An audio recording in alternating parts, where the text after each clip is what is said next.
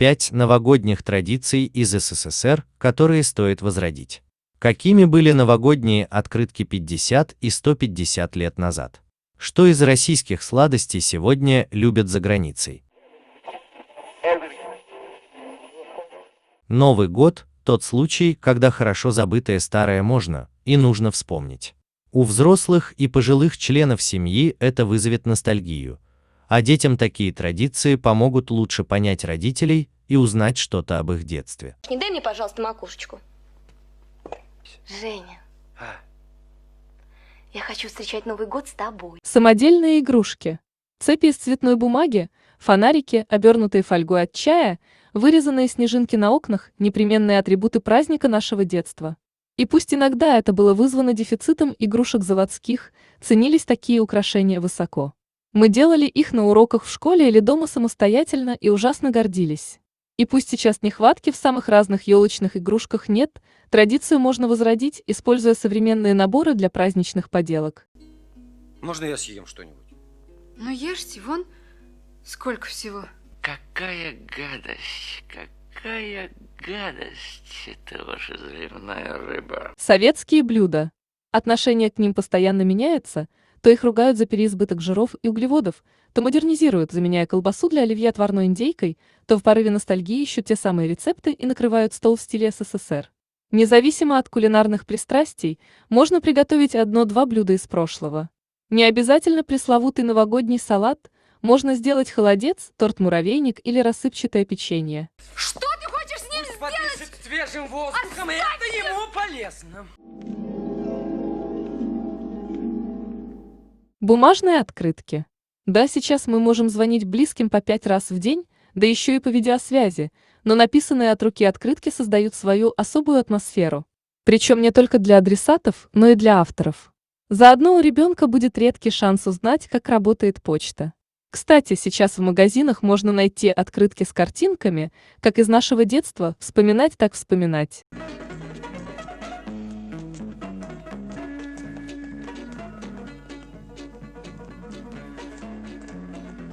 Вечер у телевизора. 2 или 3 телевизионных канала, сетка передач. В те времена показ хорошего фильма становился настоящим событием, которое собирало у телевизора всю семью. В праздники имеет смысл отложить планшеты и телефоны, выбрать добрый семейный фильм и посмотреть его от начала до конца. Для атмосферности можно подобрать старую советскую комедию, как показывает практика, они вполне нравятся и современным детям.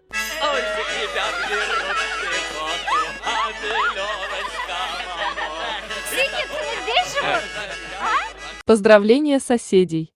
Раньше мы звонили в дверь соседям, желали счастья и здоровья, угощали мандаринами, конфетами и домашним печеньем.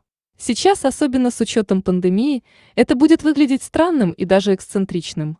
Но ничего не мешает слепить снеговика с поздравительным плакатом, повесить доброе поздравление возле почтовых ящиков или хотя бы написать что-то искреннее и доброе в чатик жильцов. Еще пару десятилетий назад все почтовые ящики страны перед Новым годом были переполнены открытками с добрыми новогодними пожеланиями. Им радовались и дети, и взрослые. Но мало кто задумывался о том, какую непростую и насыщенную историю прошла новогодняя открытка в России. В России обычай поздравлять друг друга с Рождеством красочными картинками пришел из Англии.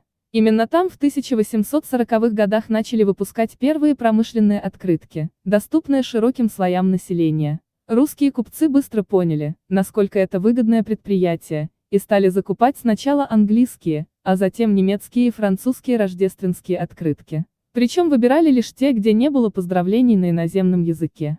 Надпись затем пропечатывали в типографии, уже на русском. Но к началу 20 века ситуация изменилась, в России был налажен выпуск иллюстрированных поздравлений. Лидером на рынке стало петербургское издательство «Община Святой Евгении», которое привлекло к работе блестящих художников Виктора Васнецова, Ивана Билибина, Илью Репина, Константина Маковского, Александра Бенуа. Авторство самой первой русской новогодней открытки приписывают художнику Николаю Каразину и библиотекарю Петербургской академии художеств Федору Беренштаму.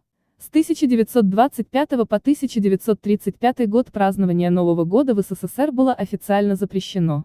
Под запретом оказалась не только елка и новогодние игрушки, но и столь любимые народом новогодние открытки. И лишь после 1935 года были предприняты робкие попытки возродить выпуск новогодних открыток. Чаще всего их печатали в небольших фотомастерских и в очень ограниченных количествах. Фотографии были черно-белыми, их раскрашивали вручную. В годы войны открытки выполняли мощную агитационную миссию. На них Дед Мороз гнал метлой фашистскую гадину или шел с автоматом в руках на врага. Снегурочка была одета медсестрой, а сказочные персонажи помогали доблестным бойцам Красной Армии. В 1950-е годы они еще не были яркими и качественными, но уже радовали честными и незамысловатыми сюжетами. Например, большой популярностью пользовались картинки с улыбчивой девушкой-почтальоном, нередко в образе Снегурочки. 1960-е годы – настоящий ренессанс отечественной новогодней открытки.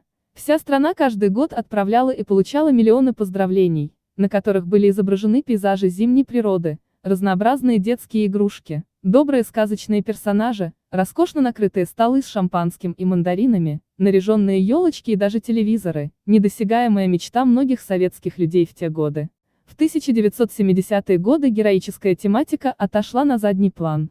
Слова «уют» и «достаток» уже не считались ругательными, а власть признала за народом право на комфортную жизнь.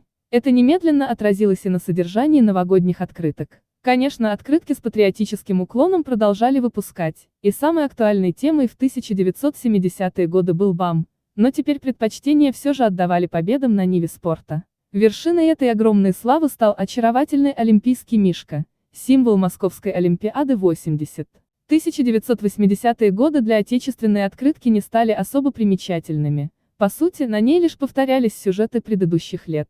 Правда, техническая составляющая заметно улучшилась. Свежим словом в начале 80-х годов стало массовое использование в мотивах открытки элементов традиционных народных промыслов, таких как хохлома и гжель. Дети в СССР с удовольствием собирали новогодние коллекции открыток. У многих на письменном столе под стеклом круглый год красовались новогодние картинки, просто так, для настроения. Но самым завораживающим действом была отправка корреспонденции. Нередко на почту ходили всей семьей, чтобы выбрать самые-самые замечательные открытки. Дома дети под диктовку старших писали приветы своим дедушкам и бабушкам, тетям и дядям, жившим в других регионах большой страны. Более 10 лет российские производители экспортируют сладости. Сегодня они выходят на новые неожиданные рынки. Рассказываем сладости каких компаний стали популярны за границей. Белевская пастила. Пастилу начали производить еще в XIX веке. Она готовится из взбитой с сахаром и яичным белком мякоти печеной антоновки. Сладость производства Тульской Белевской кондитерской компании популярна в России, а теперь начала покорять и австрийский рынок. Помимо пастилы компания будет экспортировать зефир, мармелад и смокву. Сладости с Московского. Эта компания, которая производит кондитерские изделия в Брянской области, была основана в 2011 году. Она продает рулеты, пирожные, слойки и печенье. При производстве используются высокие технологии, поэтому она стремительно разрастается. Товары уже доставляют во многие города России. Скоро ее сладости появятся на прилавках магазинов белорусской сети «Светофор». Хантербери и Алтерков. Эти компании тоже базируются в Брянске, они занимаются производством премиального кофе и подарочного шоколада. Руководство организации приняло участие в международной выставке Продэкспо 2020 в Минске, где их заметила белорусская компания «Эко-чай Партнер». Собинский хлебокомбинат. Комбинат существует уже 18 лет, но в последние годы он сильно изменился. Помимо хлеба и выпечки компания стала производить злаковые батончики под брендом Smart Bar. Батончики уже продаются на китайском маркетплейсе AliExpress, а также в магазинах в Казахстане, Узбекистане, Азербайджане.